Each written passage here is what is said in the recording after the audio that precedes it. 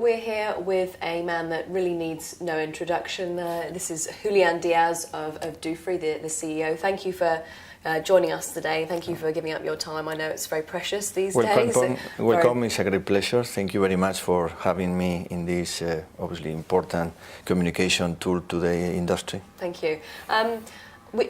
It's been obviously well reported that Dufry has now commandeered 25% of the duty-free and travel retail business. Can you tell me just sort of what sort of pressure that must be on the company, and also how importantly you feel that this responsibility is? To be the leader in terms of size, in my opinion, is not the most relevant thing. I think to be the leader in innovation, to be the leader in creating value for the shareholders is the most important and relevant part for me. The situation today in the travel retail, as is obvious and everybody is thinking about it, is in a transformation process.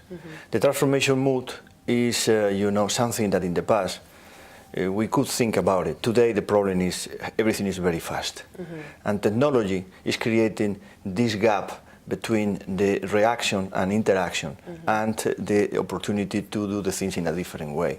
In my view, it's a real challenge, and Dufry, as a company and institution that is, in terms of size, the leader of this business, has thought about it in a very specific way and very specific implementation plan.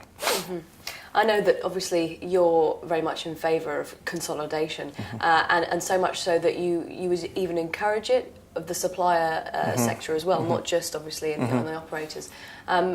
I just want to ask, this is something that people have been sort of mentioning to me recently. What does that mean for the smaller players, for the little guy, and do you think that consolidation on the supplier side might stifle some creativity? Well, consolidation has different meanings. I think historically consolidation has been acquisitions, one company acquiring another one. In my view, consolidation could be understood also in a different ways. Alignments or institutions that have a completely, sane view about the business working together. And I think this is something that will generate value on any regard, on the vendor side or in the operator side. If we visualize the future in the proper way, I think the efficiency should be the main driver for consolidation. And this consolidation expanded in different ways. Could be an alliance, could be an acquisition, could be mergers, but the opportunity to consolidate values is what is really relevant. I know that you're an advocate of airports and retailers working closer together and perhaps sharing the risk in joint venture agreements. How realistic do you think that we can move closer to that? Because I know that you have been talking about this for some years now. I have been repeating this in many forums and in different, obviously, opportunities where there were airports participating. I have the view that the business model like it is today, including the relationship between airports and operators, cannot survive with the environment and with the speed of the changes.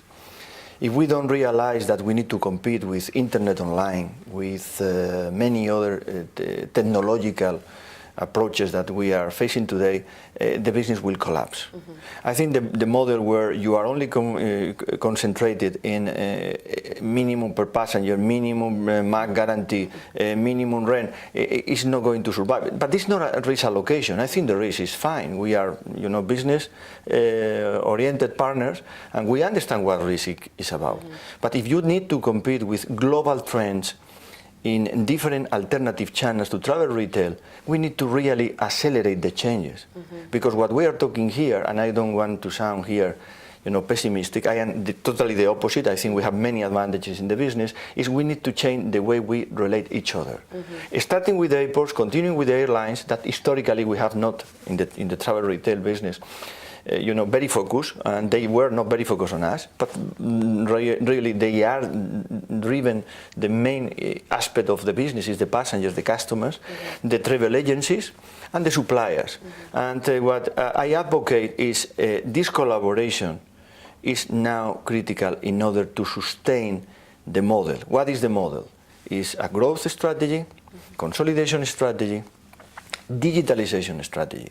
And finally, the new way of governance between the different participants or stakeholders in the business.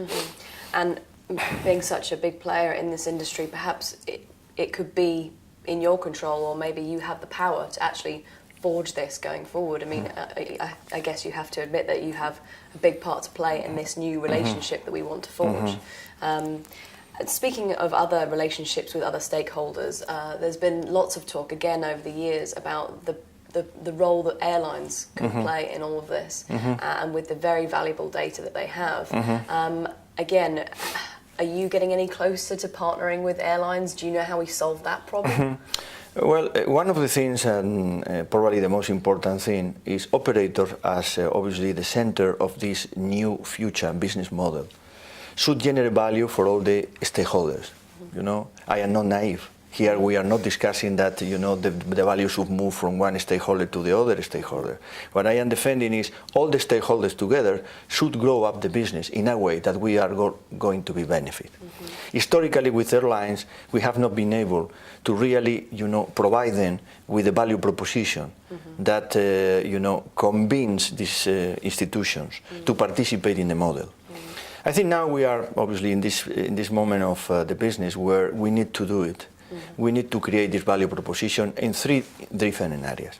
Number one is the insights that they can provide to their customers and to our customers both, in order to, you know, do this travel experience in a more efficient way. For example, information about locations, information about services, information about products.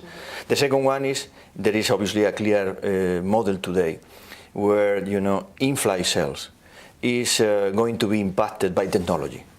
And I think with the in-flight operators, with airlines, retailers, airport retailers can also generate a lot of value, because we have, you know, these products available just at the arrival or just at departure, at the time that obviously these passengers are going through the location where we are. We are in a primary position, 350 locations worldwide, most of them are airports. And this is obviously an extra value that I think for these stakeholders could be created. And finally, there is the way of how to exchange information about the passenger's profile. And to create a big CRM base, including the information we have and the information the airlines have today, could generate an extra value, because we will know who the customer is, what they buy, what the pricing sensitivities. All these aspects of the key aspects of the traditional business model are also important. Added to the technology and digital approach, where we will be able to really tailor offers for the specific passengers. I think the opportunity is really important. I don't know how much is, you know, this is the type of thing where it's easy to talk, but it's very difficult to deliver. But I got the impression that today worldwide, you know, we have a penetration rate in travel retail of around 15%, 12-15%. Obviously could move from 5 to 35 depending on the day, but worldwide the penetration is very low. How to drive more penetration is this exactly is what we are defending, this model where all integrated parts will obviously working together. That is really the salient point, is low penetration levels. Again, this is something that perhaps the industry is not taking as seriously as it could be. Obviously everyone's looking for the solution, but are there any kind of concrete ideas that you have as a company in order to really better convert these rates? Yes, we have many obviously initiatives. We have a group of people just working on this regard in the company. It's a bit early to explain in public what we are doing. I think it's better to deliver and then explain it. But in any case, we have the view in Dufry that the alternatives to the current business model are very broad and very efficient. We need also to be adapted to the new reality. Okay. New reality for me is new type of consumers on one side, and on the other side is new type of technology that will facilitate the contact with the customer, and also to increase and tailor specific offers for increasing the penetration.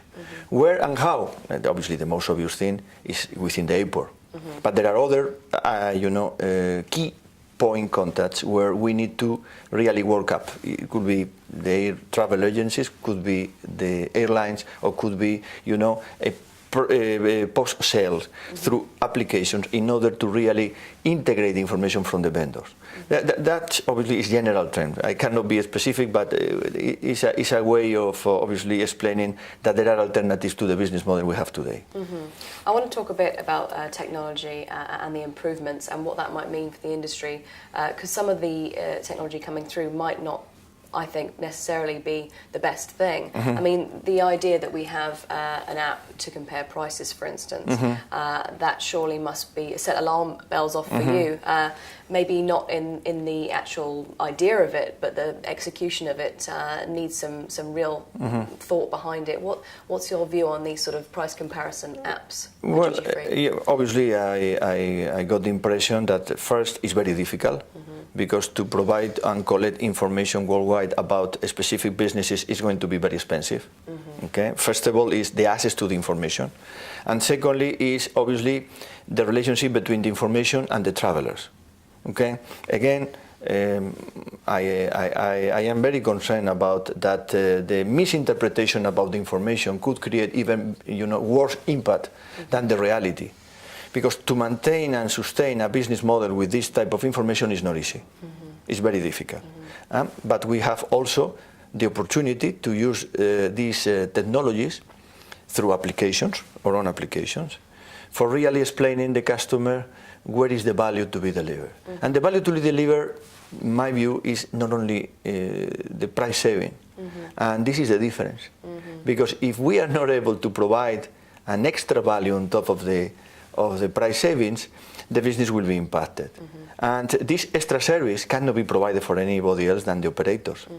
And if we are in the position to increase the penetration from 12-15% worldwide to 5% more, we are talking about a significant number of customers every year. 5% of the current 8 billion, 7.5 billion, is 400 million passengers, 500 million people buying something else. Well, there are, as always, challenges, but with the challenge there is also an opportunity.